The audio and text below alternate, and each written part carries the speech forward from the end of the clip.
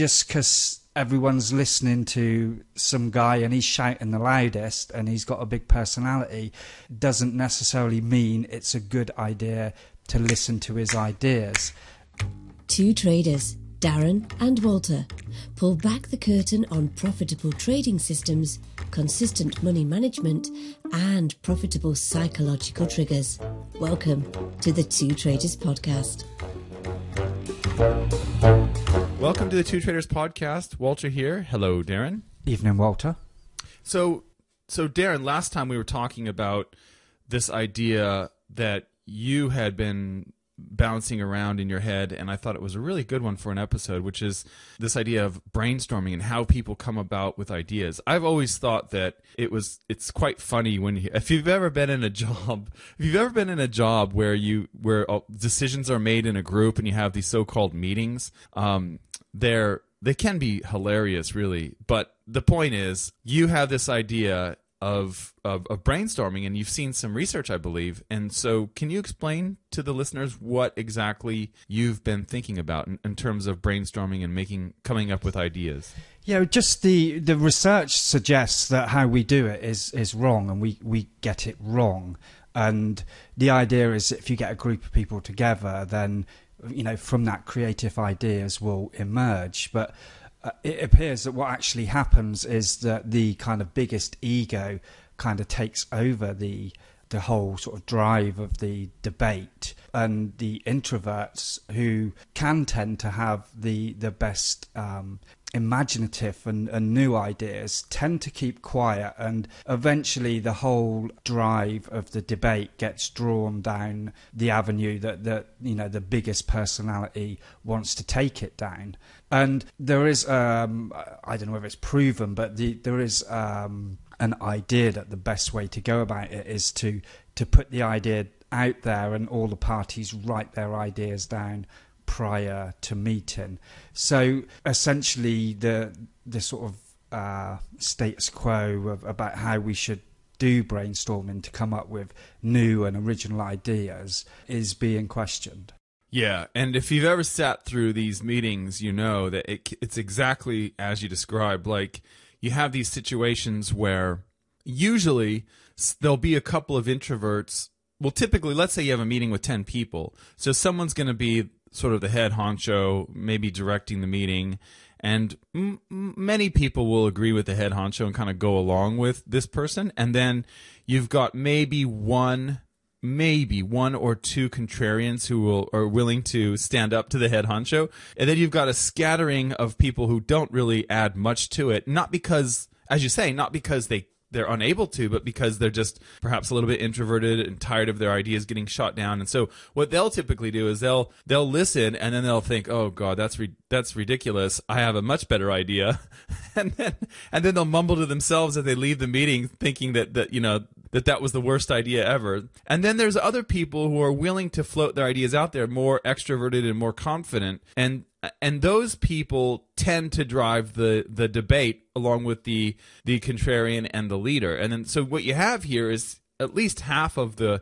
meeting, they often don't add much. And when they're asked, sometimes you'll have a leader that prods and says, "Well, what do you think?" And those people who are introverts or not confident enough to float ideas will often just say, "Yeah, I agree," or something like that. So you're absolutely right. I think it reminds me of the research in psychology where I'm sure you've heard of this experiment, Darren, where they have a bunch of people and they bring them into a room, and so the subject doesn't know that he or she is the only subject in the experiment. The subject believes that everybody in the room is in the experiment, but really it's just them, and the rest of them are stooges. And so what the teacher or instructor or whatever draws two lines up on the board, and one line is quite short and one line is quite long, and then the person says, "Now, can you point out to me which line is longer?" And the answer is obvious, right?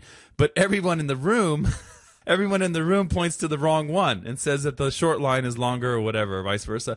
And so when it finally gets to the person who is the true subject in the experiment, they often just go along with everyone else. So it's a conformity thing, and that's kind of, I think, what happens when you have these groups. And so I think this is a great idea, that you should write things down so that everyone has to put it in ink and basically offer their idea, and then they all come out. Now, it could be done anonymously so that the leader sort of reads everyone's ideas and they can kind of go off of that. Or because what happens, I think, Darren, and you've probably run into this as well, is that people often associate your worth and your ideas as the same thing. So if I attack an idea that you have, Darren, some people will think that I'm attacking you. And so that's what happens in these meetings, right?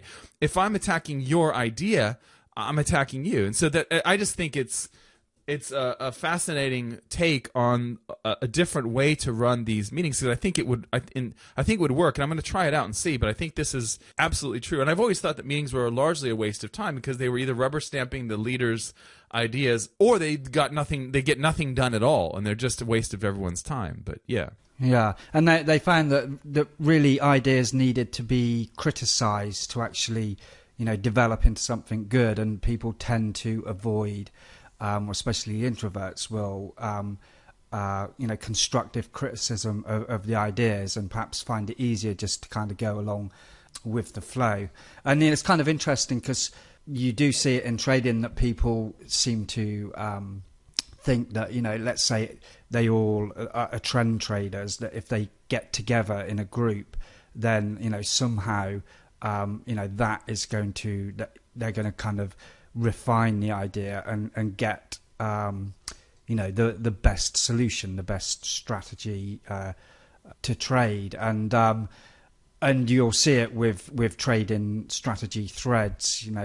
They start off small, and there's a good core idea that's perhaps a little bit unique and different, and then as more people join, the idea kind of loses its way, really, and the sort of core idea that got everyone interested in the first place kind of gets lost. Yeah, absolutely. And that can be partially due to the egos that get involved, or it can just be the result of groupthink, right? Where we just that's a good point. If you look at some trading forums, what you'll find is, or many trading forums, you'll find an idea, that core idea. And then here's a good experiment. Go find a thread in a trading forum and just read the first 5 or 6 posts from the original poster and see what, let's say, it's a trading system, okay, which most of them are. And then go fast forward to the end and see what post 675 is about, and you'll see how it's completely changed. Usually the original poster is either long gone or isn't really active, and the people there have taken that thread and completely changed it and changed the system and added things and subtracted things. It's almost unrecognizable. Yeah, definitely. And it's strange because, they're saying there are ways to work together where you will generate good, unique, new ideas. And there are ways, you can also work together as a group and have the completely opposite effect. And they're kind of really saying the method, the process of working together, if you get that right, it can be really good and productive. And if you get it wrong, it's, you would have been better off working on your own. And, I kind of get that feeling, I work with a lot of traders, and, I get that feeling myself sometimes. I think sometimes the ideas that I put out there are productive for the group, and other times they can be negative. And the times that I notice most when they're negative is when I put an idea forward and they, rather than sort of thinking of the core idea, they try to replicate it exactly. And I find that rarely works for the traders. And the traders that do really well kind of look at my core idea and say, well, what is the actual logic behind this? And then they say, well, I kind of like that, but I think I'd prefer it with a bigger risk to reward, or I'd prefer to not take as many entries in the week. And then they'll kind of take that and run with it with their own, in a way, adding constructive criticism to the ideas that I'm putting out there. And they, I've found, get consistent and more successful much, much quicker. Yeah, and I think that's a critical piece to, as a trader, to building what, defining yourself and building up what you do. I think that when you add those pieces or change things, those are the alterations to the trading garment that you will wear for a long time. Otherwise, if it won't fit you. And I think to me, that's the one thing that stands out, is how I've noticed that those traders who seem to be quite successful often do that. They'll take something, for example, Darren, that you say, some idea, and they'll sort of apply that to the way they see the markets, and then it works for them. And then they're not trying to be Darren. They're trying to use some ideas that Darren has in their own trading, and then what ends up happening is they've got something that now fits, and they're able to trade it over the long haul. That's what I've found anyway, is that's a pretty common outcome, this idea that you can decide how you will trade rather than letting someone else dictate. And sometimes you'll get, I don't know if you get this, Darren, but I get questions like, how many trades do you take, and how many trades do you take, and what's the expected return, and these sorts of things. And to me, that implies that the person is looking to simply follow what someone else does. And that's not a good idea. It's never a good idea. And it's only going to lead to frustration, because in the end, you don't really, it's like trading a robot. If you're trading a robot and the robot runs through a drawdown, how are you possibly going to stick with that robot? Because you may not know the logic behind it, or even if you do, you may not agree with it. And so you'll start to come up with reasons why you should stop trading that robot. It's the same thing when you follow someone's trades. The real advantage of watching someone trade is to see how they interact with the market and make decisions, and not really to follow them at every step of the way, because I don't think you can do that long term. I don't think there are successful traders out there. There may be, but I don't think there are successful traders out there who simply just listen to what someone else does and follow them step by step. It's just not, in the end, it's just not a long-term solution. Yeah, well, and the obvious example is the turtle traders, and you know, the interesting thing for me from that was they had kind of a strict rule set that they had to follow, and the people that were successful followed that rule set. But there was also an element of discretion in there, and the most successful ones were the ones that best dealt with that discretion. And I can't remember what it was. It was something to do with when they took profit and which markets they chose to trade. And, you know, I think those ones that were successful probably had a better mindset and understanding of the sort of fundamental characteristics of the market. You know, and I think that is one of the key points with trading is how you think about the market and how you visualize the market. Yeah, so Darren, it sounds like as a trader, if I see the market in a certain way, that filter that filter that I use to view the market is going to dictate how I could possibly interact with the market. So, for example, if you look at the market and you see these long moves, these violent moves that go for strong, steady moves, and you might think, okay, the only way to make money out of the markets is to capture those long moves, and so you're more of a trend trader. Or you might see these spikes, and you might see the market sort of bounce around, and you think, well, the only way to make money is to trade off the edges of these spikes, or whatever it is. That's going to dictate how you will interact with the markets. Yeah, that's the point I was trying to get to, and you know, you can tell in traders, like, let's say you are a trend trader and the strategy is to wait for a trend to develop and then a pullback and then enter in the market, and then the trader is asking you what time your 4 hour, let's say you're doing it on the 4 hour charts, and then they'll want to know what time your 4 hour bars start. And now, if you think that the start time of the 4 hour bars is going to make a difference over a year, 2 years of trading, that sort of simple trend trading strategy, then you're looking at the market the wrong way. You're looking at it like there's a simple, definitive ABC answer.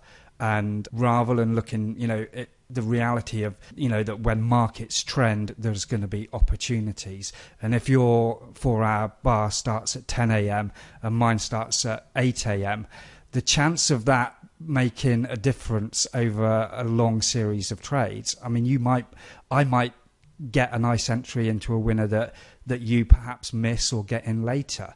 But over 500, 1,000, 2,000 trades, a career of trading, those sort of details aren't going to make any difference. And if you're drawn to looking at them, then I think your understanding of what trading and markets is slightly, like you say, filtered wrong. Yeah. So you're seeing it from your point of view. And one thing that I want to mention, because you brought up the turtles, and I'll stick the rules for the turtle trading system in the show notes for this episode for those that are not familiar with them. I thought that they were almost encouraged to add their own flair to it, weren't they? I mean, that was sort of one of the things I think they said was, look, you can use this entry, you can use that entry, and choose the markets you're going to trade. Try and take all the trades that you see for those markets, given the parameters of their system, because they actually had a way of being fully loaded where they couldn't take any more trades. So, for example, if you were trading wheat, soybeans, and corn, then and you had used up all of your bullets, and there was another signal on corn, you couldn't necessarily take that trade according to their system. But I think you're right. I think that the ones that did well, and by most measures, most of them did well. I think maybe one of them didn't do so well, from what I understand or what I can recall. But I think what's interesting is how they said, look, this is the system, this is how we want you to trade, but then we kind of, it's okay, add your own flair. And I think you're right. I think it was something to do with the markets that you trade, and I think there was maybe 2 different ways of getting in, something like that, and actually I think 2 different ways of getting out as well. So they were sort of, these are the pieces, put it together in a way that makes sense for you.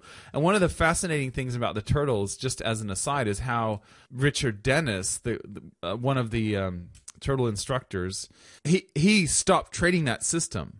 And I find that fascinating how, if you go to some of the interviews, there was some period of drawdown, and they were asking him, and maybe I can dig up that interview and post it in the show notes as well, but they were asking him why is it that you're not trading the system anymore? And he said the market had changed, and that they had just made a breakthrough, and they figured out that they could still trade the system. They just had to trade it on a different time frame.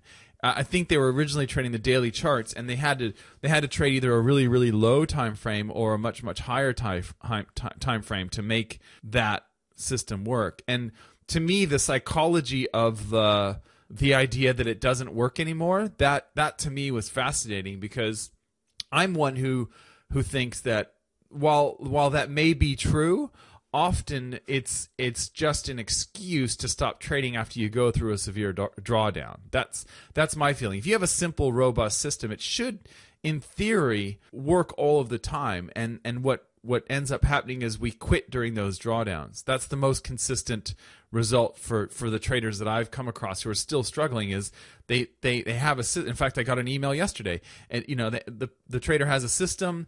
The system's working well, things are going well. Hit a drawdown and then stop trading or modify system and then repeat and do it again. So so it's interesting to me that's that pattern persists even with someone like Richard Dennis. Well, you've never heard of anyone changing their strategy during a winning streak, have you? I don't think I've ever heard of anyone do that. So, I think it is something to do with losing. But I kind of change my strategy continually, really, but the core idea remains the same. So I may sort of switch time frames, or I might favour a different management strategy or exit strategy, and I'm constantly tinkering, and I don't think that's necessarily a bad thing. I think to be a trader, you've got to be kind of intellectually curious and want to kind of tinker and play with things and want to try and work outside the box and be unique in your ideas. And I think you need to look at the reason why you're changing, and I think your core belief about the market, unless it's completely wrong and you haven't put any consistent period of winning together, then that should remain the same, unless it's proven to be false, of course. Yeah, absolutely. And I agree. I think one of the ways that we could do a whole podcast on this idea, Darren, of the personality styles and trading, because there's some interesting stuff in there. But one of the things that I think I do as a trader where's the curiosity outlet? What I've done is I've tried to restrict it to testing modes, testing accounts, Forex tester. So I kind of had these two worlds. The world where I'm looking at different ideas. Like right now, I'm testing 2 new strategies, right? And a lot of these don't ever make it to a live account, but when they do, I get really excited. So that's the way that I kind of deal with that. Is I say, okay, well, I've got these strategies that I've verified. I think that are disease proof or whatever, and I think I'll try these out and hope that the locusts don't show up and decimate my crop. But in the meantime, I've got these other seeds that I'm going to plant and see how they work out. And a lot of times they just die and wither away, and that's it. But occasionally something will grow from that. But I think the idea that you touched on this thread, this idea is that there are different sort of approaches, different sort of personalities, and there's some really interesting data out there about trading and personalities and things like that. So maybe we can cover that sometime. Yeah. So thinking of go on. Sorry. I mean, it's true what you say, and I think coming back to the subject of the podcast, the idea of working together with people should be that you kind of have those different personalities, and they should fire out different ways of looking at the same problem, and you should get, not always, but you might see some inspiration from that, and then be able to kind of take it, be critical about it, pick the bits you like from it, and then use some trial and error to see if they work. Yeah, exactly. And one of the things that I wanted to mention, and I'll link this up in the show notes below this episode for people, is I've found, and perhaps if you're interested in this idea of creative thought and coming up with new ideas in a different way, especially when it comes to groupthink, which, by the way, we've sort of, in a roundabout way, we've mentioned this, Darren, that a trading thread, a forum thread online is essentially it's another way of groupthink. It's another way of it's another form of getting 10 people together and sitting them in the boardroom and hashing out the plan. And that's kind of what happens, isn't it, in a sort of a slow, drawn-out way on an online trading forum. Would you agree? Yeah, definitely. I think they can be really good tools for learning, especially if you have like a focused group already that kind of believe the same sort of ballpark ideas about trading. And then they come together and kind of focus down on one particular idea. Exactly. So I'll link up this book. There's a book called Thinker Toys by Michael Michalko, or I don't know how you pronounce his name. Anyway, this guy's really interesting. I was turned on to this book years and years ago, and his job, I don't even know if he's still alive. I believe he is, but his job is to essentially go into different companies and provide creative solutions or sort of infuse creativity so that they're able to approach a problem in a different way or come up with a new line of products or something like that. And he has this book with all these different techniques on brainstorming and different principles and things like that. It's really kind of cool. He also sells these toys that you play with to sort of facilitate the same thing. But I found it pretty interesting, and it's one that I keep going back to. And one way that you can do this is you sort of take completely different aspects of the world or of science, and you add them together. And I'll give you an example. So I met these guys who created a company, and they were biologists, right? And they met in Costa Rica, these 2 biologists. And I think they were doing something along the lines of biology. I don't know if they were in graduate school or whatever, but they were studying something in Costa Rica. And what ended up happening is they created a marketing company. and the way that they created the marketing company is they used principles of evolution to determine a method of showing customers products that they may be interested in. So if you've ever been to eBay or Amazon.com, you'll notice that they will often make suggestions based on your recent purchases. Well, that's the kind of software that they created that drives these decisions. So it's basically taking biology and mutations and applying that to marketing and the way that you browse the web and those sorts of things. So these are these sorts of ideas that you can pull from presumably completely different fields and ideas, and you try and link them together. And that's the kind of thing that Michael Michalko will suggest. He'll say, okay, so Darren, you're trying to come up with a solution for trading exits, right? Okay, so where might you find solutions for that? Well, you might look at, for example, and I know this sounds crazy, but you might look at the different ways that a fighter pilot can, let's say that a fighter pilot is in trouble and is engaged in, fighting in the air. I guess they shoot missiles at each other or something. I don't know what. Anyway, or you know what I mean? Like there's two fighter pilots. I'm thinking of like Top Gun. There's two fighter pilots, and then there's the boat down there that's shooting missiles that's trying to take out the fighter pilots up in the air. So you have to worry about the boat down there and this and that. And so you've got these things coming at all angles. So how do you evade that? How do you survive that as a fighter pilot? Well, are some of those principles applicable to exiting your trade? Could you come up with a list of 5 or 6 ways that a fighter pilot survives a combat situation and apply those to your trading? Well, I don't know. Maybe you can, maybe you can't. But that's the kind of thing that, thinking along these lines would encourage. And I've just pulled this one out of thin air, and it may not work for many of you, but it's this is the idea. The idea is that you will get really interesting solutions as long as you pull them from something completely unrelated. And so you're trying to link these things up and make them work. And I don't know if that makes sense to people, but it does to me. And I'm trying to do that. I'm trying to look at different things and say, well, how is that related to this? And so that may help some of you. I'm not sure.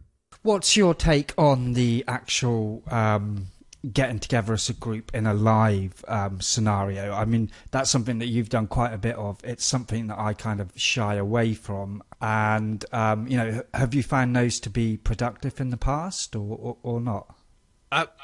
Yeah, absolutely. I think one of the things that is important is what you bring up, which is, let's say, and you'll hear this all the time. If you listen to people, they talk about psychology, right? So most of the most interesting things that people talk about is psychology. And it's funny. Like I often think, if you have any other profession, sometimes I guess medical, but mostly what people talk about is social psychology. So you'll hear if you're at a dinner party or if people are talking about someone, oh, well, the reason why she's like that, is because her father, left.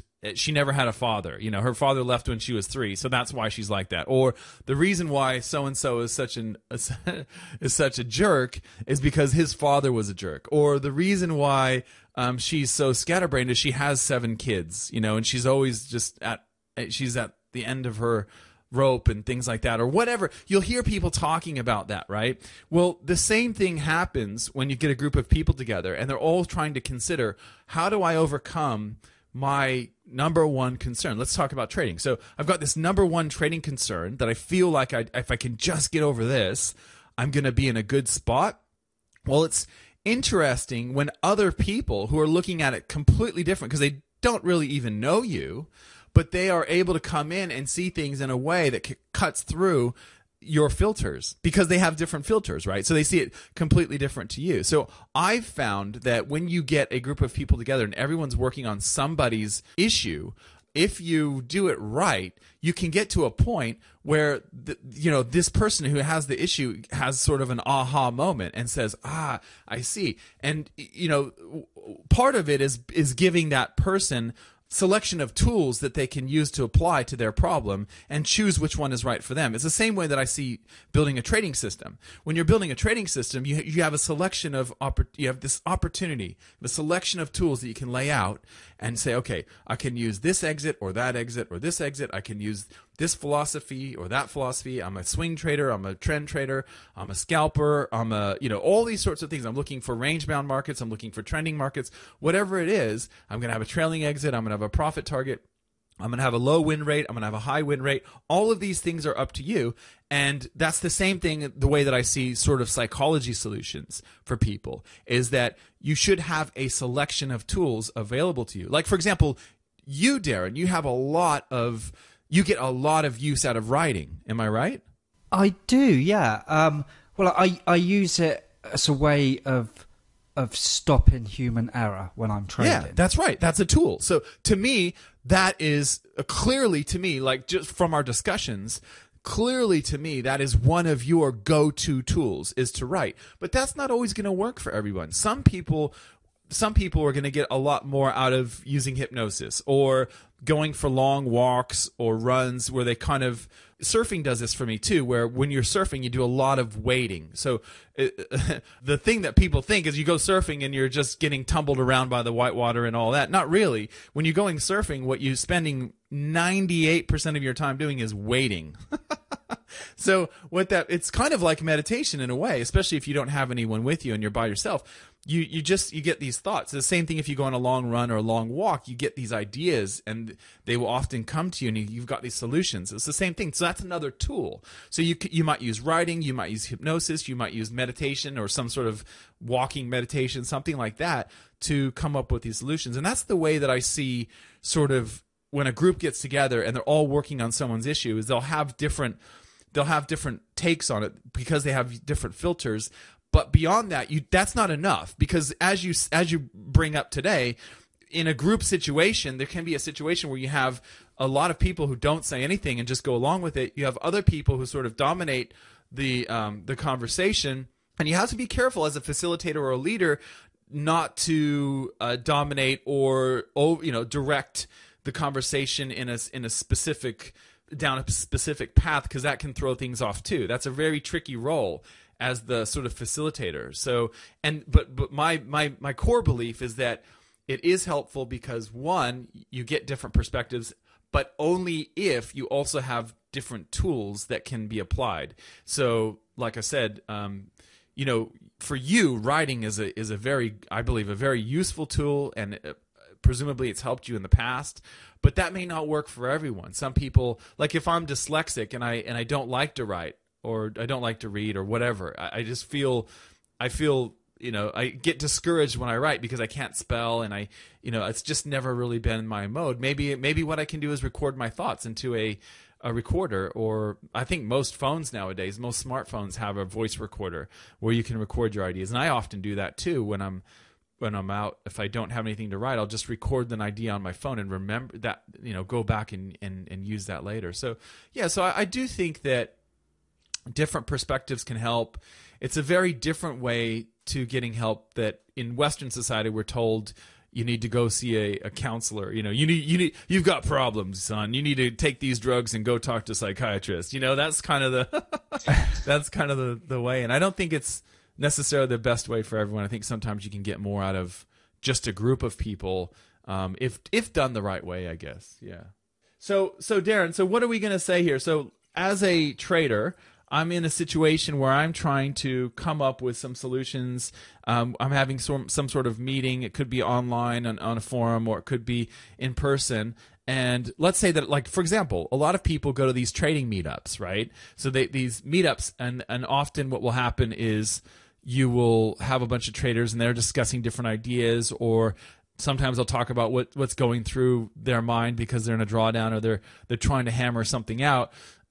What can we say that will help them? And we've come up with a few things here. One is if you're in a formal group setting, everyone can write the solution down, and that way everyone has sort of put their foot forward. I think it would make sense to be anonymous so that the introverts don't get nervous that they're going to be called out. That's a silly idea or whatever. What else can we say? Well, I probably don't really have any solutions on that, but the key idea that I get from it is this kind of idea that, just because something's considered good and it's always been done that way, say with, having group meetings, brainstorming meetings, it's always been done the same way, and it was always considered that was the best and nobody questioned it. If that's the case, that's not always the case. So, always question these dominant ideas about how things should be done. And the other thing that really struck a key with me was, just because everyone's listening to some guy and he's shouting the loudest and he's got a big personality, doesn't necessarily mean it's a good idea to listen to his ideas, and so it's just kind of, reinforcing my feelings about trading, where really you've got to kind of think differently, go against the grain. Just because something's a rule, you don't have to follow it, and you're actually more likely to succeed if you kind of write your own rules. Yeah, that's I agree. That's especially if you have that bent, you have that contrarian sort of go it your own way bent. That's definitely a great way to approach it. I just thought of something. I wonder if this might work in a group setting where you make it a rule to start out where everyone must come up with an idea that they believe it will never work.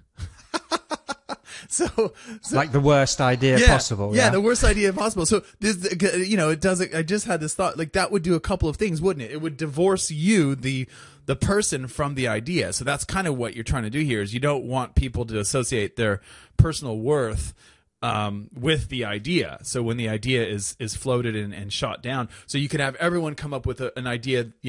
There's like come up with the worst idea that there's no way it would ever work. And then you discuss them and sort of like, now let's say and then the facilitator would be like, okay, well, let's see, is there any way we could make this core idea work? And then that would be like an icebreaker, right? Like a way to get it rolling. I thought that would be interesting. I think the idea of anonymous, everyone write it down, is good. I think bringing in, seeds from different fields, completely out of left field. So like the fighter pilot thing. I know it sounds crazy. It's just what popped into my head. I have no idea, but why? But that sort of thing, where, how can hitting the eject button in this fighter pilot's jet help me get out of my trades, or it's crazy. But yeah, so things like that. And so I think that as traders, probably most of the people listening to this do sort of feel like they want to go their own way. I feel like I meet a lot of introverts who are traders, and traders who kind of don't, they don't take direction well, I guess, would be one thing that I would say. Like, I mean, I know there's exceptions to every rule, but I think traders are the type of people who typically feel like they want to go their own way, feel like maybe a little bit introverted.